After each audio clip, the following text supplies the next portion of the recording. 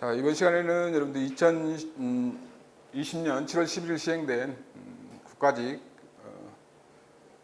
시험에 대한 그 문제풀이 강의 시간인데요. 재배학은 일단 전체적으로 봤을 때는 이제 문제 난이도는 이제 평이했다. 20번 문제 정도만 조금 이제 난이도가 조금 높고 나머지 문제들은 평이해서 여러분들이 이제 한 90점에서 95점 정도는 획득하셔야 되는 그런 이제 문제였다 이렇게 보여지네요. 그래서 어느 정도 여러분들이 이제 좀 공부를 좀 하신 분들은 고득점을 이제 획득하실 거라 이렇게 생각이 됩니다. 그래서 문제를 하나하나 보면서 여러분들 어느 정도 문제인지를 좀 살펴보도록 하죠. 1번 문제는 뭐 기본적인 문제인데 뭐 아무튼 과정에서 이제 여러 번 이제 뭐 언급이 됐던 그런 이제 작물들의 이제 분류니까 많이 이제 여러분들이 그 생각이 나셨을 거라고 생각을 하는데 뭐 다른 교재에는 없었지만 제 교재에는 이제 참고사항으로 여러분들이 이제 좀 그 문제 수록을 했었고 여러분들도 이제 뭐 자꾸 이제 제가 인식시켰던 부분이니까 또한 이제 뭐 문제 자체 답을 고르는 건 그렇게 어렵지는 않았습니다. 내용으로 봤을 때는. 그래서 이제 뭐 1번이 답인데 1번 내에 이제 보면 십자가 작물에는 무, 배추, 고추, 겨자, 뭐 샐러리 뭐 이런 것들이 포함이 되는데 이 고추가 이제 뭐 가지과라는 건 여러분들이 다 알고 계시는 내용이니까 뭐 답을 고르는 데는 이제 그렇게 어렵지 않았습니다. 그다음에 이제 화분과 식물에는 벼, 옥수수, 수수, 호밀 뭐 여기 이제 기술된 작물들이 다 이제 화분과 식물에 속하는 그런 작물들이라는 거 다 알고 계시고요. 그다음에 이제 콩과 식물에 속하는 이제 두과 작물들에는 이제 둥구, 팥, 땅콩, 자운형 여기 이제 자운형이 이제 목초류인데요. 목초류의 이제 콩과 작물이죠. 자운형, 클로버 이런 종류들이 이제 크로버 종류들이 이제 목초류의 이제 두과 작물에 속하는 이제 목초류다 이렇게 볼 수가 있고요.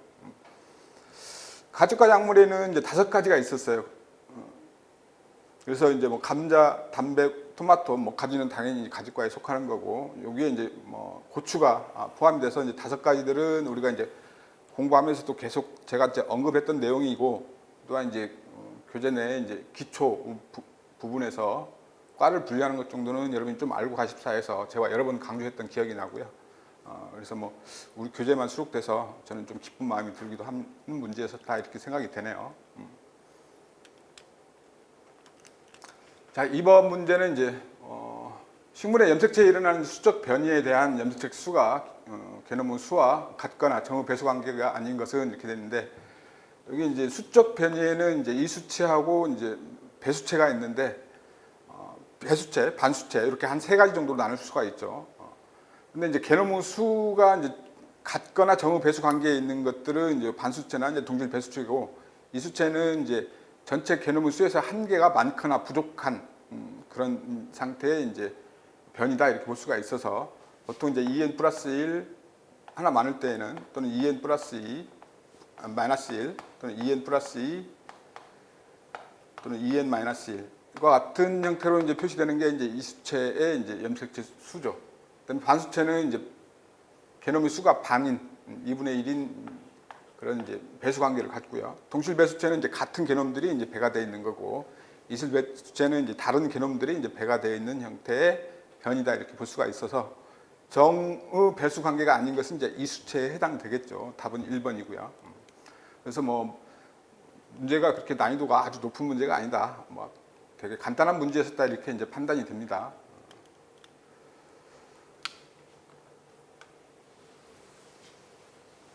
자, 3번 문제는 이제 앞쪽 재배 개설 쪽에서 이제 출제가 되는 내용인데 대부분 이제 이런 이제 1번 지문 같은 경우는 이제 뭐 단독 문제라도 이제 기존에 많이 출제됐었고 여러분들이 좀 인식을 하고 있었던 이제 지문이다 이렇게 판단이 되고요. 자, 그 수량과 관련된 3가지 요소는 이제 유전성 또는 이제 품종이라고도 했었죠. 품종, 그다음에 재배 환경, 재배 기술 여러 가지 세 가지 요소에 의해서 결정이 된다 이렇게 문제 지문에 그 교재 지문에 이제 기술되어 있었고요. 2번 보기 지문은 작물의 최대 수량을 얻기 위해서는 좋은 환경에서 이제 우수한 품종을 선택해서 적절한 재배 기술을 적용해야 된다. 그래서 일단 뭐 어떤 품종에 이제 어떤 우량한 그 성질은 이제 원래 타고났기 때문에 우리가 이제 재배 관리를 통해서 수량을 올리려면 이제 좋은 환경에서 좋은 환경을 이제 그 제공해야 되고, 그다음에 적절한 재배 기술을 적용해서 수량을 올릴 수 있도록 해야 된다. 뭐 문제상 이제 그 지문상 문제될 건 없고요. 그다음에 3번 질문이 이제 3요소 중 어느 한 요소가 가장 클 때 최대 수량을 올릴 수 있다. 여기 부분도 이제 교재 내용이 이제 기술된 내용인데, 보통 수량 삼각형은 이제 이렇게 되고, 품종 또는 유전성이라고도 하죠.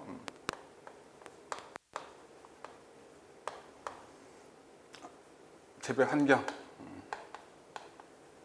재배 기술, 세 가지 요소가 이제 수량의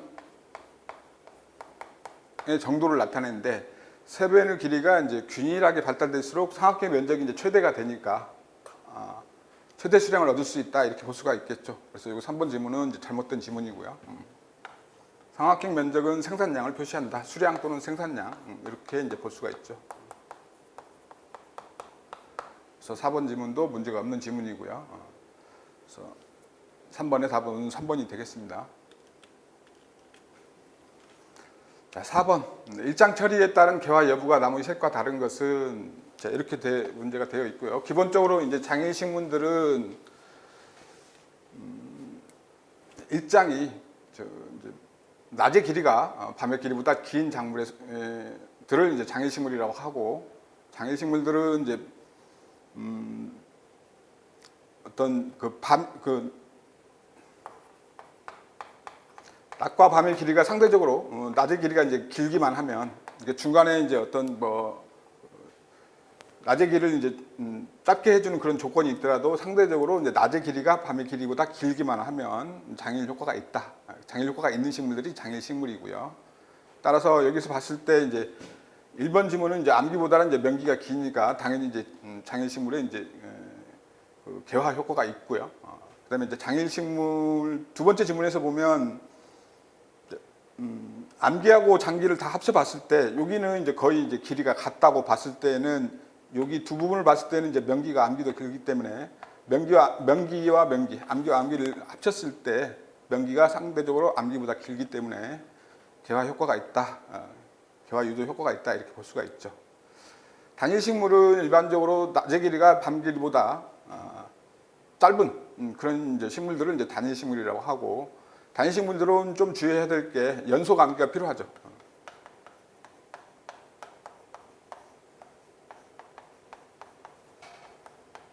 자, 그런 의미를 두고 이제 보시면 3번 같은 경우는 이제 명기보다는 암기가 길기 때문에 단일 효과가 있는 거고요. 그다음에 4번의 이제 내용을 보면 여기도 보면 이제 명기하고 암기가 이제 같은 길이고, 여기 봤을 때는 이제 암기가 명기보다 기니까 뭐 장일식물로 봤을 때는 이제 장일 효과가 있겠지만, 단일식물 같은 경우는 연속 암기가 필요하다 그랬어요. 여기서 중간에 이제 빛을 조사해서 약간 조파를 해서 처리를 하게 되면 단일 효과가 사라지죠. 따라서 이제 연속 암기가 지속되지 않았기 때문에 단일 효과가 없는 거죠. 그래서 나머지 셋은 일장의 장일식물은 장일 처리 효과가 있고, 단일식물 같은 경우는 3번 같은 경우는 단일 효과가 있는데 4번이 단일 효과가 없죠. 따라서 이제 답은 4번이고요.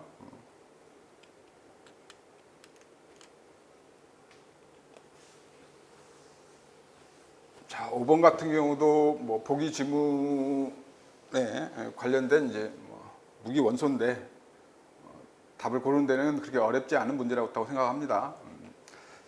일단 보기 지문이 작물 재배에 있어서 필수 원소는 아니지만 샐러리라든지 사탕무, 목화, 양배추 등에서 이제 식용 효과가 인정되고, 여기 이제 대충 보니까는 이제 보통은 이제 염분 농도가 높은 토양에 좀 강한 그런 작물들에 속하네요. 인정되고, 기능적으로 칼륨과 베타적인 관계이지만 제한적으로는 칼륨이 부족했을 때 칼륨 기능을 대신할 수 있는 그런 기능이 있다. 이런 보기 지문이고요. 일단은 필수 원소라는 이제 제한 요건이 있으니까 요거 3번, 4번은 여기 답 내용에서 이제 빠지겠죠. 일단 나트륨하고 코발트 둘 중에 하나인데, 나머지 지문을 봤을 때 샐러리나 사탕무, 목화, 양배추 등의 효과가 인정되는 내용하고, 그다음에 칼륨 기능을 대신할 수 있는 그런 내용을 봤을 때는 이제 나트륨이 답으로 볼 수 있겠습니다. 코발트는 보통 이제 비타민 B12의 이제 구성 성분이고, 콩가식물에 이제 필요한 그런 성분이기도 한데 여기 보기 지문에는 이제 관련 없는 그런 원소다 이렇게 볼 수가 있어서 코발트 같은 경우는 또 이제 중금속에도 속하죠. 공해 물질이기도 하고. 따라서 이제 답은 1번이다 이렇게 볼 수가 있습니다. 자, 6번째 문제. 내거성이 큰 작물의 특징에 대한 설명으로 옳지 않은 것. 건조할 때는 이제 호흡이 빨리 낮아져야죠. 그래서 그 체내에 보완되어 있는 여러 가지 이제 그 기질들을 소모하는 그런 이제 양이 좀 적어져야지, 빨리 낮아져야지, 호흡이 빨리 낮아져야지 이제 그 체내에 이제 보관되어 있던 양분들을 덜 사용하게 될 거니까. 그다음에 강압성이 감퇴하는 정도는 서서히 빨리 낮아지는 것보다는 서서히 낮아져야 되겠죠. 어느 정도까지 유지를 해야만이 내거성이 큰 작물이다 이렇게 볼 수가 있는 거고요. 그다음에 건조할 때 단백질이나 당분, 이게 이제 우리가 에너지를 만드는 이제 그 기본이 되는 그런 물질이기 때문에, 기질이기 때문에 이제 소실이 늦게 되는 쪽으로 이제 위쪽 1번 지문에 이제 건조할 때 호흡이 낮아지는 정도가 크고 의 지문과도 이제 관련이 있는 그런 이제 내용이다 이렇게 볼 수가 있어서 2번도 맞는 지문이고요. 그다음에 뿌리 조직이 목화된 작물이 일반적으로 내건성이 강하다 그러는데, 일반적으로 이제 뿌리 조직이 빨리 쉽게 목화되는 그런 작물들 같은 경우는 내습성과 관련이 있는 내용이죠. 내습성과 관련이 있는 내용이어서 3번이 이제 맞는 답이고요. 내건성과는 관련이 없고요. 그다음에 세포 크기가 작은 작물이 일반적으로 내건성이 강하다. 그래서 세포 크기가 커서 그 탐탑이 클수록 일반적으로 이제 내건성이 강한 그런 특성이 있다. 4번 지문도 이제 맞는 지문이고요. 답은 3번이다 이렇게 볼 수가 있겠습니다. 자, 7번의 문제는 이제 계산 문제인데요. 계산 문제라고는 하지만 산수 문제고 간단한 문제여서 여러분들이 그냥 계산기를 가지지 않고 눈으로 계산해도 답이 나오는 그런 이제 문제였다 이렇게 보이지네요. 자, 다음에 표는 무종자 100립을 치상해서 이제 치상 종자 수는 100립이고요. 5일 동안 발화시킨 결과 발화율과 발화세 및 발화전 일수는 얼마인가? 그다음에 단 발화세 중간 조사일은 4일이다. 중간 조사일이 4일이고요. 자, 그래서 발화율, 발화세, 발화전 일수를 이제 구하는 문제인데, 발화율은 전체 이제 치상 종자 수분의 이제 100립이라고 했고,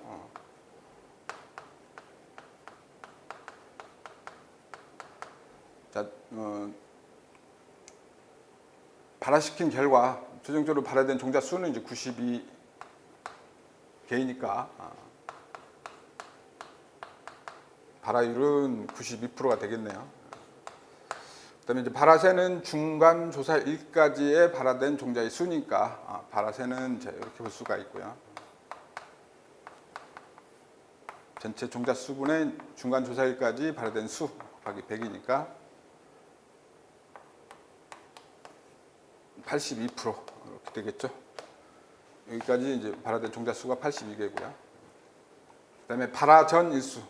그래서 발화시, 발화기, 발화전 이렇게 해서 발화시는 이제 최초 종자가 발화된 그 일수를 얘기하는 거고, 그다음에 발화기는 40% 정도, 그다음에 이제 전은 이제 보통 80% 정도가 이제 발화한 날을 의미를 하니까 여기에 보면 이제 거의 한 82%로 80% 정도가 이제 이상 발화한 날이다 이렇게 볼 수가 있기 때문에 발화전 일수는 보통 4일로 계산이 되죠. 따라서 이제 답은 발화율은 92%, 발화세는 82, 치상 후 일수는 발화전 일수는 치상 후 4일 정도다 해서 답은 1번이 되겠습니다. 비교적 계산 문제치고는 간단했다 이렇게 볼 수가 있고요.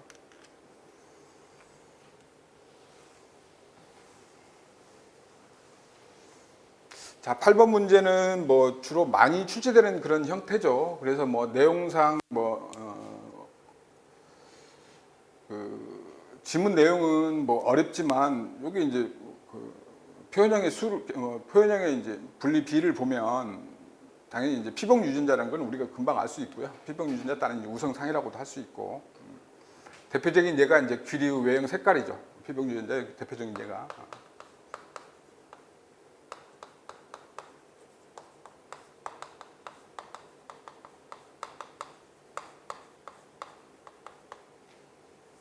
귀리 외형 색깔.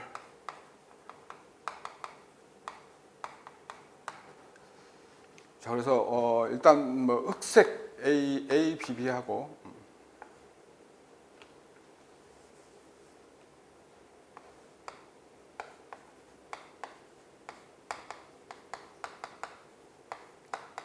흑색 외형을 가지고 있는 이제 귀리하고 백색 외형을 갖고 있는 이제 귀리하고 교배했을 때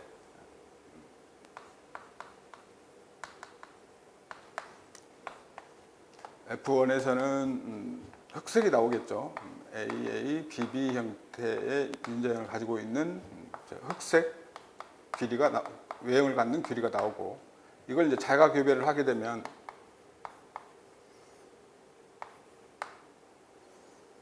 자, 뭐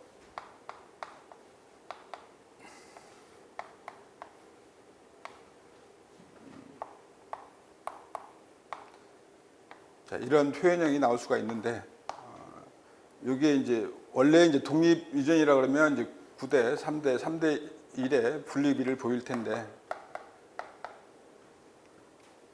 비대비 유전자 상호작용에 의해서 피복 유전자가 이제 관여를 하게 되면 이제 12대 3대 1의 분리비를 보인다, 이렇게 볼 수가 있겠죠. 12대 3대 1. 따라서 12는 이제 흑색 유전자를 갖는, 흑색 외형을 갖는 그런 귀리가 나오는 거고, 여기는 이제 회색, 얘는 백색. 자, 그래서 흑색과 회색과 백색의 이제 분리비가 12대 3대 1의 분리비를 보이는 것은 이제 피복 유전자다. 그래서 뭐 전체 과정을 모르더라도 우리가 이제 요 분리비를 보고 답을 고를 수 있으니까, 여러분들이 이제 뭐 답을 고르는 데는 크게 문제가 되지는 않는 그런 이제 문제였다, 이렇게 보여지고요.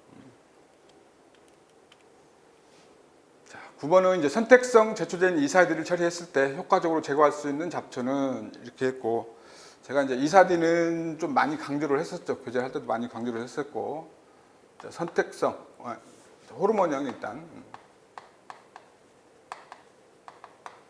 자, 그래서 옥신이라는 그런 호르몬 균형 교란에 의해서 사초 효과를 나타내는 그런 이제 제초제다, 이렇게 설명드렸고요. 호르몬형, 이행형,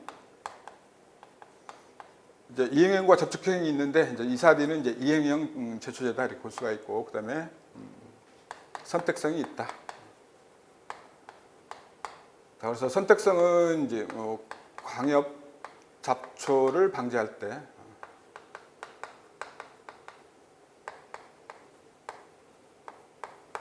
자, 그래서 보통 이제 제가 설명을 이제 드릴 때 보통은 이제 잔디밭에 이제 클로버 방제 사례로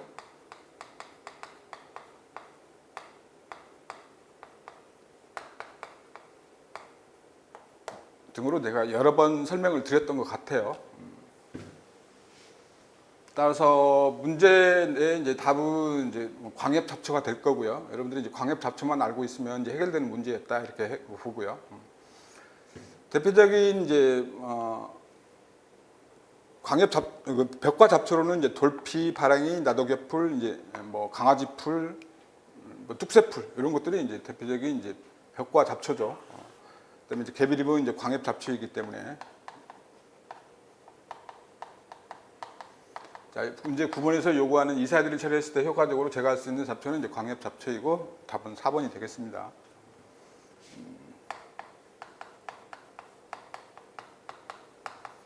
돌피, 발행이, 나도개풀 등은 이제 벽과 잡초고요. 일반적으로 이제 벽과 잡초들은 요 이사디에 대한 그런 회피할 수 있는 그런 이제 기작이 있는데, 광역 잡초들은 이제 그런 기작이 없어서 바로 이제 제초를 처리했을 때 사초 효과가 나타난다, 이렇게 볼 수가 있어서 답은 4번이 되겠습니다.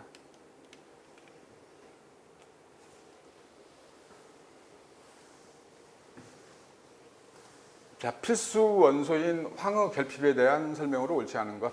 식물체 내에 이제 양분 중에 이제 황이 결핍됐을 때 설명으로 옳지 않은 것.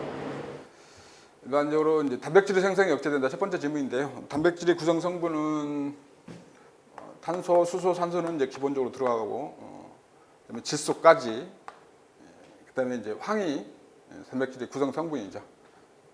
황이 들어간 이제 아미노산이 대표적으로 이제 메티온이라든지 시스테인이니까.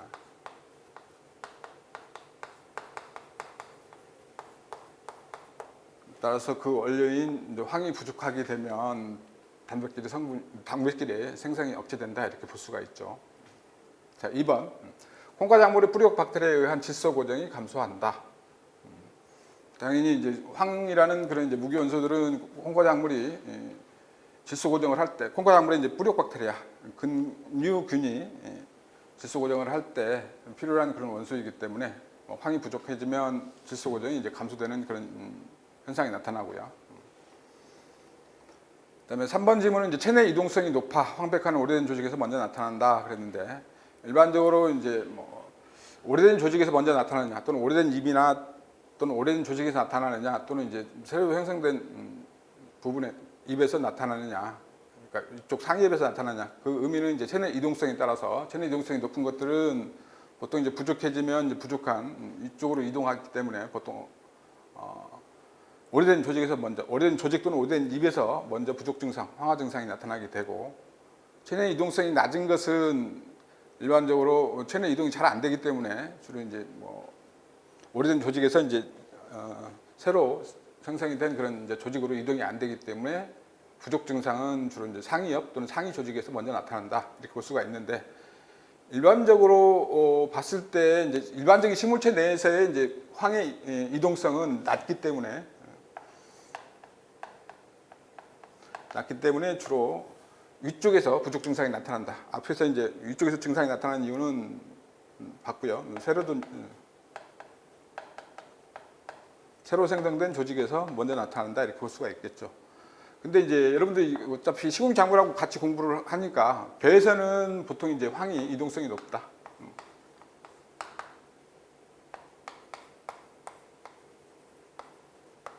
높다. 자, 여기서 좀 주의해야 될 내용이죠. 일반적인 식물의 이제 그 황의 이동성은 낮은 편이다. 이렇게 봤을 때는 이제 3번이 답이 되겠고요. 그다음에 세포 분열이 억제되기도 한다. 따라서 황은 이제 세포 분열에 이제 단백질의 이제 1번 지문과도 관련이 있고요. 그래서 단백질이 이제 부족했을 때는 세포 분열이 이제 억제되기도 하죠. 그런 현상과 관련이 있고, 답은 3번이 되겠습니다.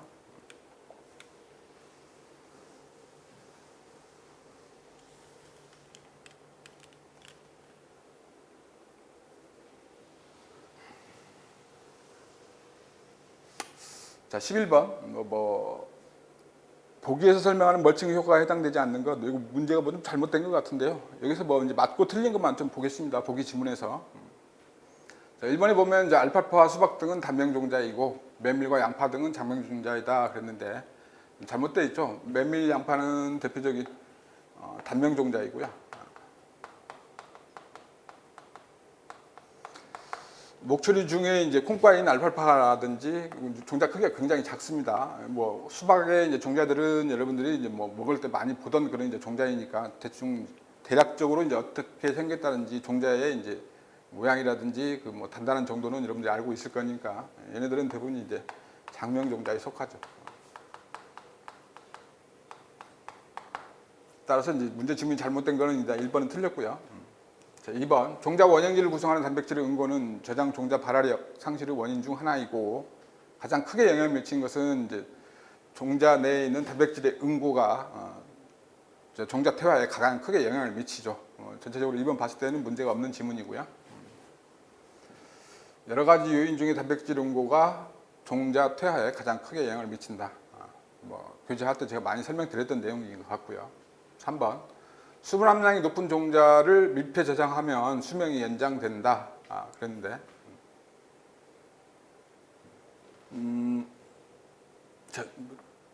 수분 함량이 높은 종자를 이제 원래 이제 저장의 방법은 저온 저습 밀폐 저장이죠. 저온 저습. 네, 밀폐 저장이라고 했고, 밀폐라는 것은 이제 뭐 산소는 산소의 분압은 낮추고 이산화탄소의 이제 분압은 높이는 형태의 이제 저장 형태를 이제 밀폐라고 하고, 일단은 저장할 때 저장고의 이제 습도가 높게 되면, 또는 이제 저장 정자의 이제 그 수분 함량이 높게 되면 수명이 단축이 되죠. 그래서 이제 3번 지문도 틀린 지문이고요. 종자 저장 중 산소가 충분하면 유기호흡이 저장돼서 생성된 에너지를 이용해서 수명이 연장된다 그랬는데, 일반적으로 이제 저장 중에 밀폐되지 않고 산소가 충분한 상태에서는 이제 유기호흡이 저장되는 것은 맞죠. 저장 중에 산소가 충분하면 유기호흡이 저장되는 건 맞고, 유기호흡이 일어나면 이제 에너지가 소비가 많죠. 저장된 물질의 소모가 많아서 수명이 단축된다. 뭐 이렇게 볼 수가 있겠죠. 연장이 아니라 단축된다. 자, 그래서 3번도 틀린 지문이고, 그래서 이제 아마 이제 11번 문제는 이제 옳은 것, 이렇게 이제 문제가 된 것 같고요.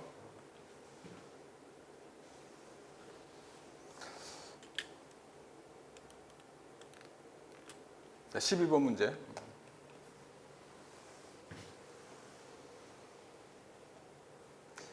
친환경 농업 쪽에 관련된 문제가 이제 한 문제 나왔습니다. 정밀 농업. 기존에도 뭐 자주 나오는 문제는 아니지만 우리가 이 정도는 이제 봤던 내용이니까 여러분들이 간단하게 좀 해결을 할 수 있었을 거라 이렇게 생각이 되고요. 1번. 작물 양분 종합 관리라든지 병해충 종합 관리. 보통 작물 종합 관리는 이제 약어로 이제 INM 이렇게 표현했었고요. 병해충 종합 관리를 IPM 그랬었죠. 페스트 매니지먼트. 그래서 를 기반으로 화학 비료나 농약 사용량을 크게 줄이는 것을 목표로 하는 농업. 이건 이제 뭐 친환경 농업에 대한 설명인 것 같고요. 2번. 궁극적인 목표는 이제 비료, 농약, 종자의 투입량을 동일하게 표준화해서 과학적으로 작물을 관리하는 것이다. 그러니까 지역에 따라서 그 토양의 비옥도라든지 여러 가지 요소들을 이제 파악을 해서 거기에 투입되는 이제 비료라든지 농약, 종자들의 투입량을 적절하게 이제 표준화해서 부족한 부분들을 이제 많이 투입할 수 있도록 개량화하는 거죠. 그래서 과학적으로 작물을 관리하는 그런 농업의 이제 표현이고요. 그다음에 농산물 안전성을 추구하는 농업으로 소비자의 알 권리를 위해서 시행하는 이제 우수 농산물 관리제도는 GAP다. 정밀 농업은 관련 없고요. 그다음에 작물의 생육 상태를 센서를 이용해서 측정하고 원하는 위치에 원하는 양만큼의 농자재를 필요한 양만큼 투입하는 농업이다. 그래서 이제 요거 이제 변형량 농업과도 관련이 있고요.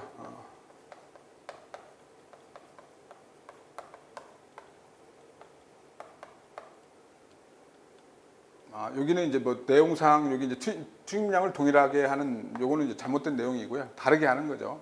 공적 목표는 그 지역마다 어떤 토양 비옥도라든지 이게 다르기 때문에 다르게 이제 관리하는 것을 이제 목표로 하는 게 이제 정밀 농업이고요. 그와 같은 것들을 이제 실현하기 위해서 센서 등을 이용해서 측정을 하고 원하는 위치에 원하는 양만큼을 투입하는 농업, 이제 변형량 농업이라고 하고, 이거는 이제 정밀 농업을 구현하기 위한 방법이죠. 그래서 이제 답은 4번에 해당되겠다 이렇게 보고요. 뭐 교재 내에는 이제 이런 용어는 안 나왔었는데 뭐 요거 용어도 한 번 정도 여러분들 좀 인식해 줬으면 좋겠고, 정밀 농업을 구현하기 위한 방법이다 이렇게 봐주시면 좋겠고요.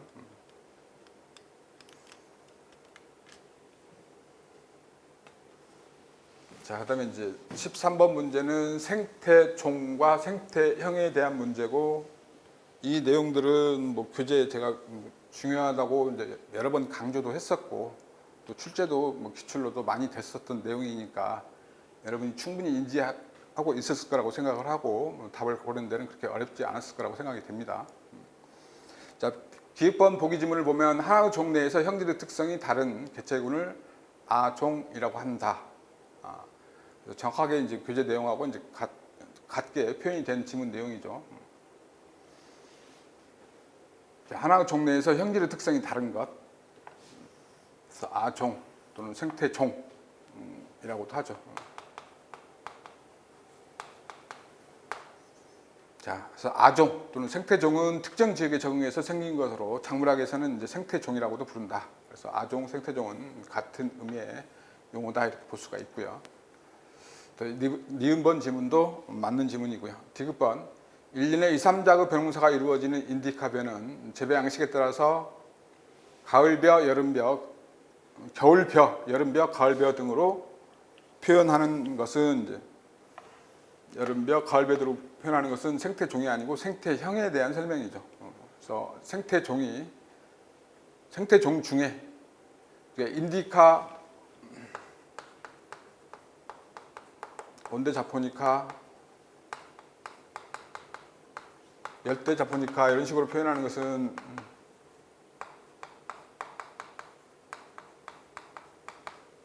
이제 생태종에 대한 표현이죠. 생태종에 대한 표현이다 볼 수 있고, 생태형에 대한 표현은 습기에 따라서 이제 조생, 중생, 만생,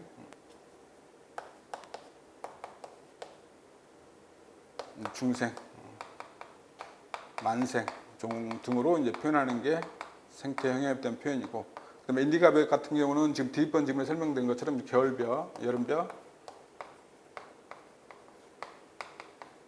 가을벼 등으로 이제 표현하는 게 또한 생태형에 대한 사례다 이렇게 볼 수가 있죠. 그다음에 이제 보리 같은 경우는 춘파형, 주파형.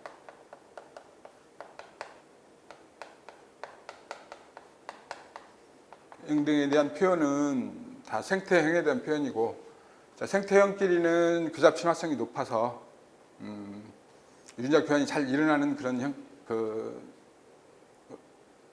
종에 분류다 이렇게 볼 수가 있고, 그다음에 생태종 같은 경우는 교잡 친화성이 낮아서 유전자 교환이 잘 일어나지 않는다. 교재 내용이 이제 그렇게 표현이 됐었습니다.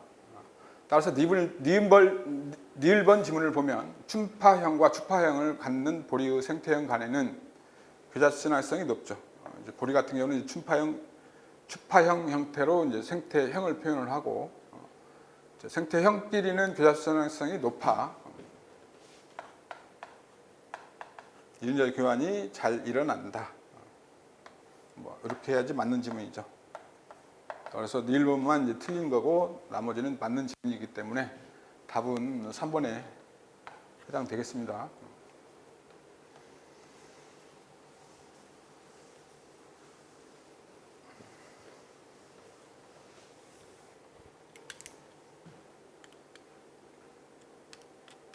자, 14번 문제. 14번 문제도 이제 뭐 그 교재에 이제 그림으로 표현되어 있고, 여러분들이 이제 제가 좀 모아서 이렇게 좀 보라고 말씀드렸던 것 같아요. 그러니까는 좀 토양에 대한 이제 적응성이 높은 작물, 또는 이제 토양에 대한 적응성이 아주 좀 좁은 작물, 이렇게 좀 모아서 이제 보라고 했던 것 같고, 아무튼 그런 형태의 문제라고 생각이 됩니다. 14번은. 그래서 여러분들한테 좀 연습이 됐을 거라 이렇게 생각이 되고요. 사토, 그러면 이제 모래질 토양으로부터 식토. 그래서 우리가 이제 그 교재 그림으로 보면 사토부터 세사토, 그다음에 차양토, 양토, 식양토, 식토, 이탄토 등의 이제 토성으로 이제 구분이 되어 있었고요. 보통 콩팥 종류들은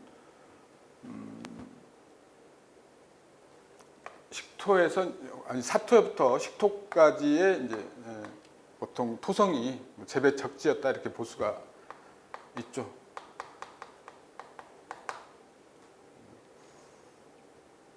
그다음에 이제 감자 같은 경우는 얘도 이제 그 토성에 대한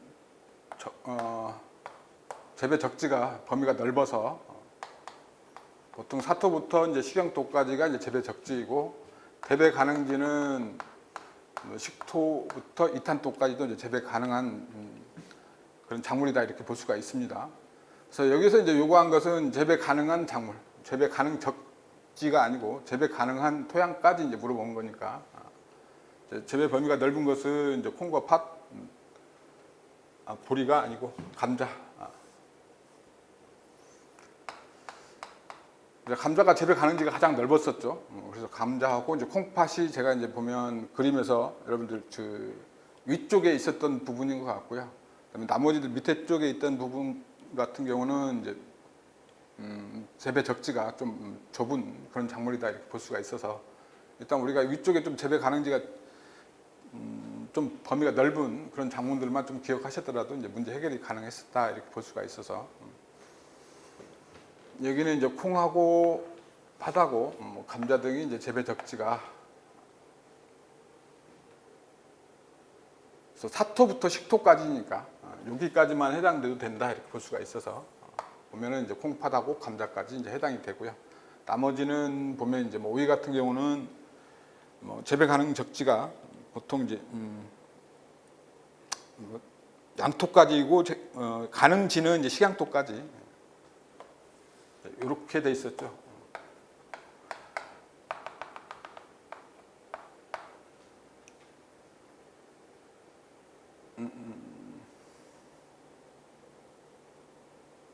식양토까지 여기까지가 아니고 식토까지가 아니고 답이 잘못된 거죠. 사양토까지이고 양토까지이고 식양토하고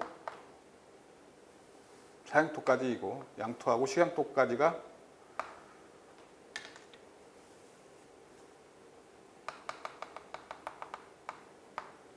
재배 가능지다. 그러니까는 지금 실선으로 표시된 것은 재배 적지. 지금 여기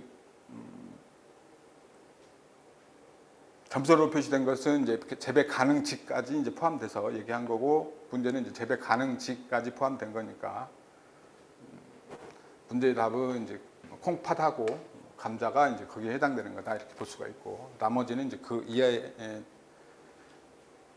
토성에서 재배가 가능하다 이렇게 볼 수가 있어서 답은 2번이 되겠습니다. 자, 일장 효과와 추나 처리에 대한 설명으로 옳지 않은 것 그랬고요.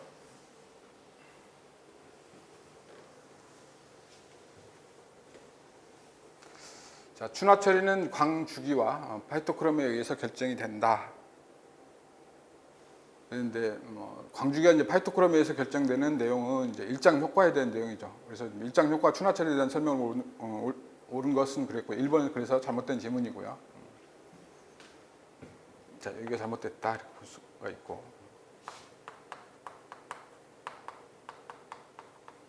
자, 2번 일장 효과는 생장점에서 감응하고 추나 처리는 입에서 감응한다 이렇게 되는데 일장 효과의 이제 감응 부위는 입 그렇죠. 입 중에서도 이제 보통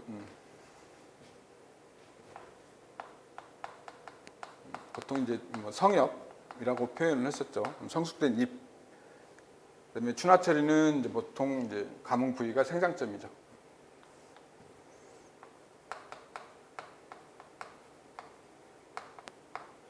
자, 그래서 일장 효과의 이제 감응 부위하고 이제 추나 처리의 감응 부위도 제가 워낙 많이 강조했었기 때문에 뭐 2번 지문이 틀린 지문이라는 것 여러분들이 쉽게 이제 골라낼 수 있었을 거라 이렇게 생각이 되고요. 3번 대부분은 단일식물은 이제 개화를 위해서 저온 추나가 요구된다. 여기도 보면 이제 대부분의 이제 그 식물들 중에 뭐 개화를 위해서 이제 그 생장 초기에 보통 이제 저온이 요구되는 그런 작물을 이제 저온 추나 식물이라고 하고 보통은 이제 단일 식물에 해당되는 게 아니죠. 단일 식물이라는 것은 아까 이제 앞에서 이제 나왔던 문제에서도 설명드렸지만 낮의 길이보다는 이제 밤의 길이가 긴 때에 개화가 이제 유도되는 그런 식물들은 이제 단일 식물이라고 하고 저온 추나가 요구되는 식물은 이제 추나 처리와 관련된 내용이다 해서 3번 지문은 잘못된 거고요. 4번 지베릴린은 이제 저온 장애를 대체하기 위해서 화성을 유도하는 효과가 있다. 자, 화성을 유도하는 물질로 대표적인 게 지베릴린이죠. 지베릴린이다 이렇게 볼 수가 있고 4번은 맞는 지문으로서 이제 문제가 없다 이렇게 볼 수가 있겠습니다. 답은 4번이고요. 그래서 뭐 15번도 뭐 답을 고르는 데는 찾는 데에는 여러분들이 그렇게 크게 어려움은 없을 거라 이렇게 생각이 되고요.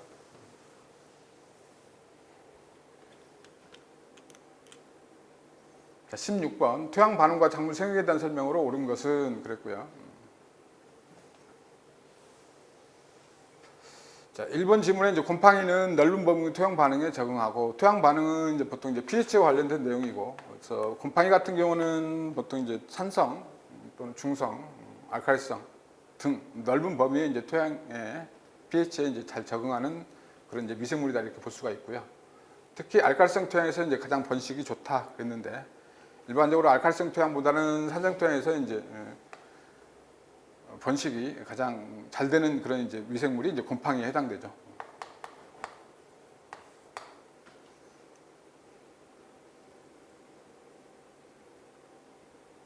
자, 여기 이제 곰팡이하고 세균하고 좀 구분하셔야 되는데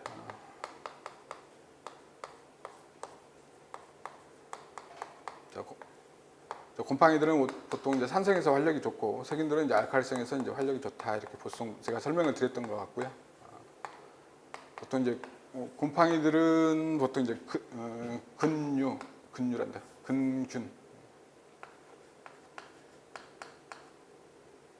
근균류 등이고 얘는 이제 뭐 뿌리옥박테리아에 해당되는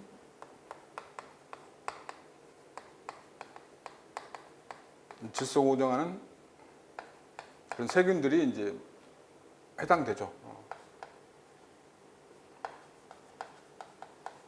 그래서 말이 좀 비슷하니까 제가 좀 구분하라고 설명을 드렸었고, 자 그래서 이제 이런 특성에 의해서 어떤 토양 관리라든지 이런 것들이 이제 달라지기 때문에 좀 제가 좀 주의해야 될 내용이 있다고 설명드렸고요.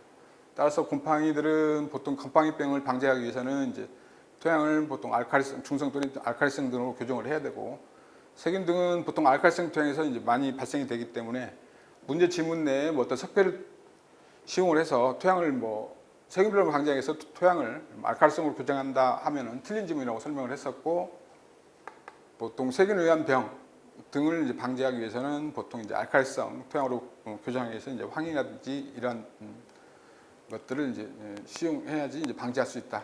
그런 내용으로 설명을 드렸던 것 같아요. 자, 2번 지문. 토양이 이제 강알칼리성으로 되면 질소라든지 철, 망간 등은 이제 용해도가 감소해서 작물 생육에 불리하다. 그래서 뭐 질소하고 이렇게 이제 철이나 망간 등과 같은 이제 금속 이온들은 산성에서 가급도가 이제 커지는 그런 이제 무기 원소들에 속하죠. 미량 원소들에 속하기 때문에 오히려 알칼리성 토양에서는 용해도가 감소해서 작물 생육에 이제 불리한 그런 특성이 나타나게 되죠. 그래서 이번 지문은 이제 문제가 없는 맞는 지문에 속하고요. 자, 몰리브덴은 pH 8.5 이상에서는 용해도가 급격히 감소하는 경향이 있다. 그런데 미량 원소 중에 이제 몰리브덴 같은 경우는 pH 8.5라 그러면 이제 알칼리성 토양에 속하는 거고, 알칼리성 토양에서는 용해도가 증가되는 그런 이제 원소에 속하죠. 3번 잘못된 지문이고요.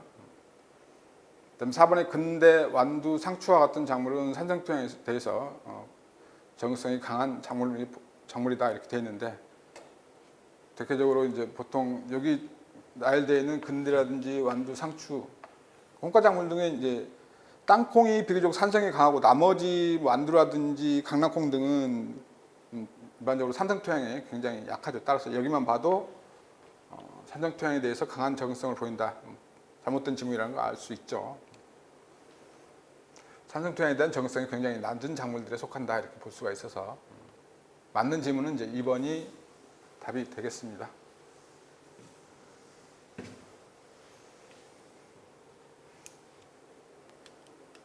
자, 17번.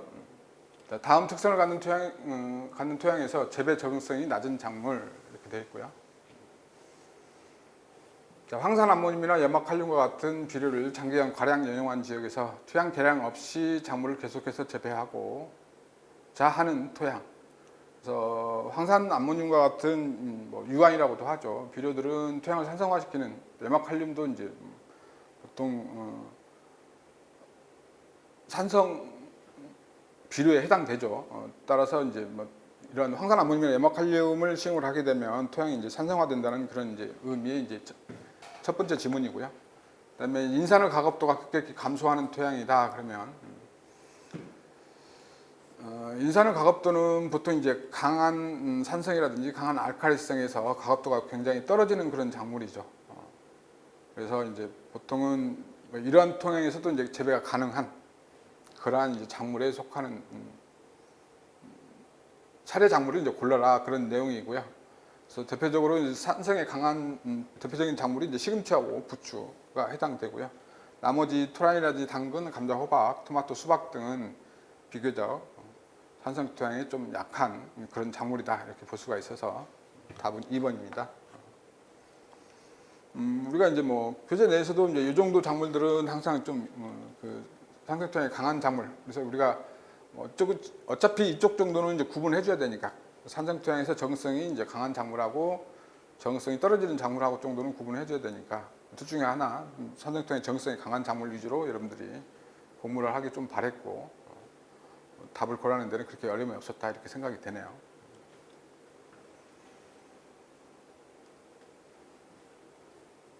자, 18번.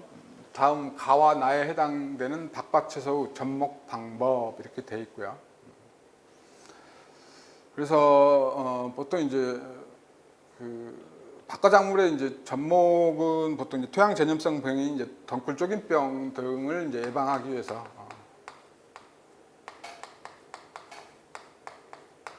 보통 이제 호박은 저항성이니까 호박을 대목으로 사용을 하죠.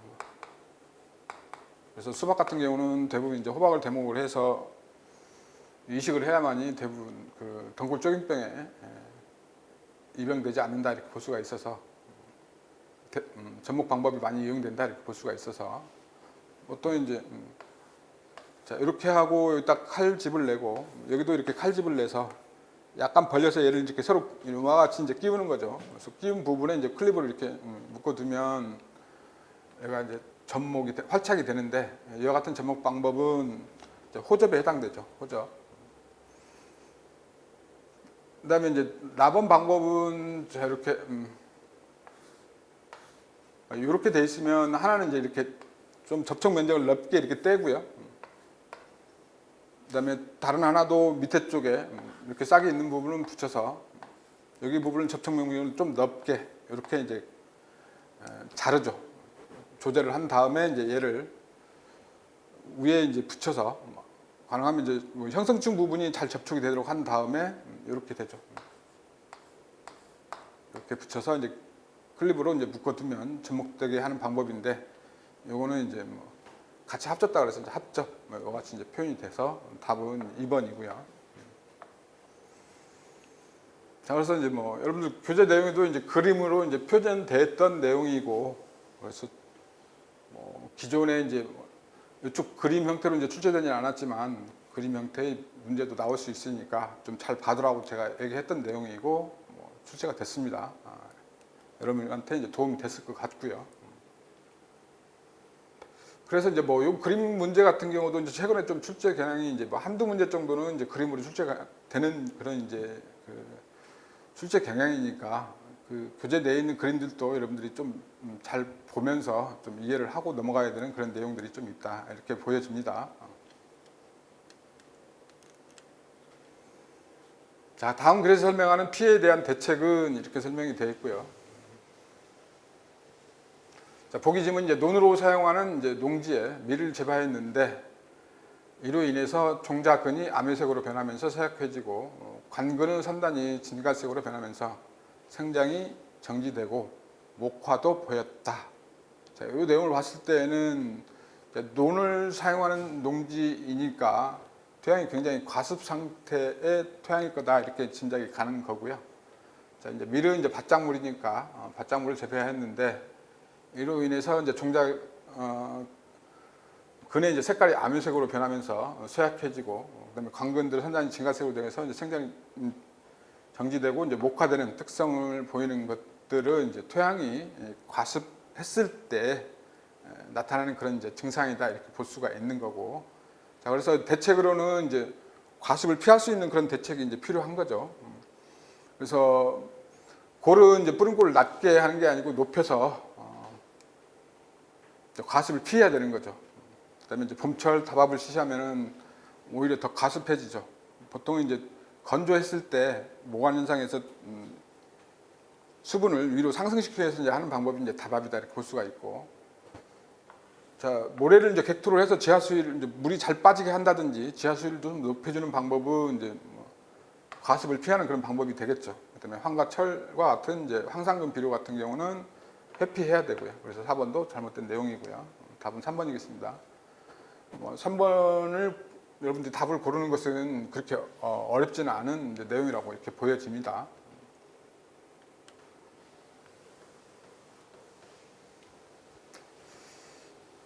자, 결실을 직접적으로 조장하는 방법에 대한 설명으로 옳지 않은 것. 자, 첫 번째, 적화. 이제 꽃을 따주는 것. 적화는 이제 과일을 따주는 거죠. 자, 과실 품질 향상과 해거리 방지를 하는 효과가 있다. 그래서 적화, 적과는 이제 거의 같은 의미이고요. 그래서 한꺼번에 이제 꽃이 많이 개화된다든지 또는 이제 뭐 열매가 많이 이제 달리게 되면은 그 다음 해에 이제 꽃이라든지 과일이 열리지 않게 되는 현상이 발생되는데 이제 그것을 해결이라고 하고, 따라서 이제 보통 어떤 한 나무에 여러 개의 이제 꽃이 개화된다든지 여러 개의 열매가 이제 열리게 되면 아무래도 이제 뭐 그 크기라든지 품질 등에 영향을 미쳐서 품질이 이제 저하되는 그런 영향을 받죠. 그걸 피하기 위해서는 적과를 시시하는 거고, 따라서 1번은 맞는 지문이고요.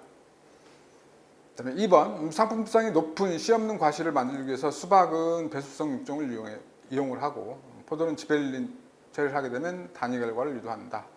그래서 씨 없는 과실을 보통 이제 단위 결과성 작물이라고 하고, 대표적으로 이제 수박, 포도가 사례로 나와 있는데, 보통 수박에 이제 씨 없는 수박을 육성하기 위해서는 뭐 이배체 이제 어떤 약품 처리죠. 아시나프텐이라든지 코리진 처리를 하게 되면 4배체가 되고,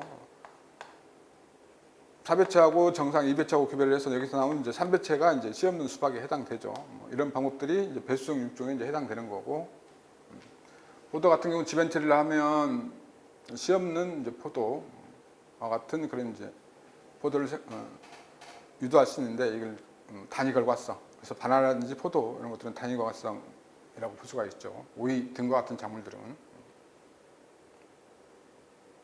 그래서 포도의 이제 단위 결과를 유도하기 위해서는 지벨릴 같은 약품이 많이 사용을 한다. 이렇게 볼 수가 있어서 이번 지문도 맞는 지문이고요. 그다음에 3번에 과수 적화 재료는 주로 꽃봉오리나 이제 꽃수 화기에 장애를 주는 약재인 카르바릴과 이제 나프탈렌 아세틱 애시드, 그래서 이제 옥신유가 사용이 된다 그랬는데, 대표적으로 이제 NAA 같은 이제 사과의 적과제로 사용이 되고요.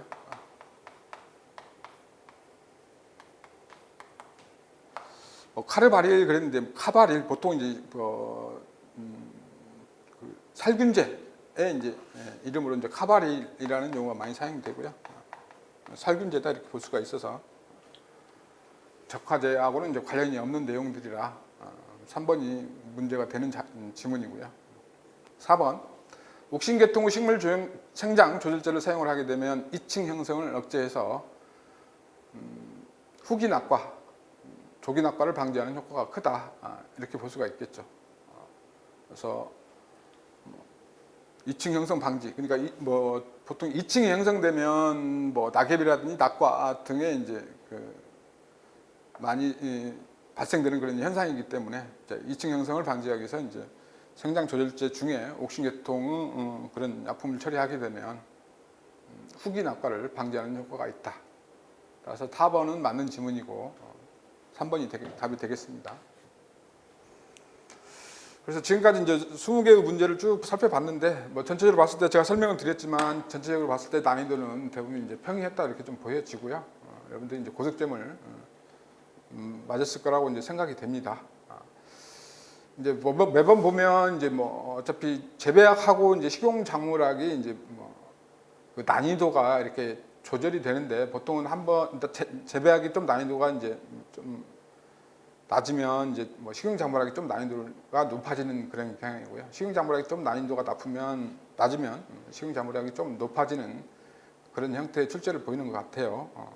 그래서 식용작물학은 이제 다음 시간에 하겠지만 난이도가 조금 높은 그런 이제 출제였었다 이렇게 보여집니다. 다음 시간에 이제 식용작물학을 좀 보도록 하겠습니다.